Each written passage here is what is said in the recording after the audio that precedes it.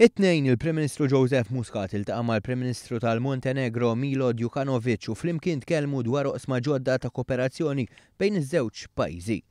Iddiskutew ukoll l-investiment Malti fil-qasam tal-enerġija fil-Montenegro. Il-Prim Ministru qal l-investiment Malti f'wind farms fil-Montenegro huwa l-ewwel investiment internazzjonali ta' Malta fi snin twal u li se jiġġenera 3% tal-enerġija rinnovabbli tal-Montenegro.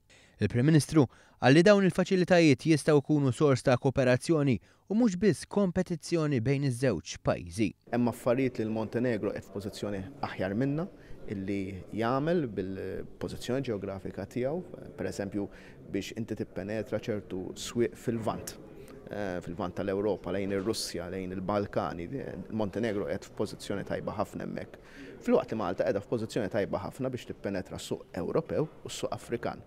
Jekk naħdmu flimkien fl-attrazzjoni ta' investiment, nistgħu nipprovdu servizz u prodott ferm aħjar lill-investituri. Minnaħa tiegħu il-Prim Ministru tal-Montenegro qal li hu fiduċjuż fl-investiment tal-wind farms u żied li Malta hu pajjiż li jkumplimenta lil Montenegro.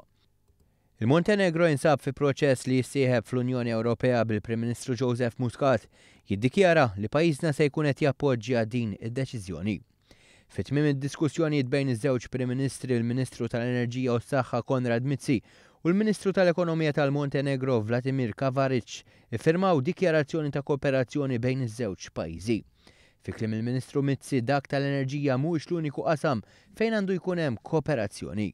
Se jkollna campus ġdid ġewwa Smart City, nixtiequ niftħu għal medical training ġewwa Malta permezz ta' BARTS, permezz tal-University of Malta Medical School u areas oħrajn,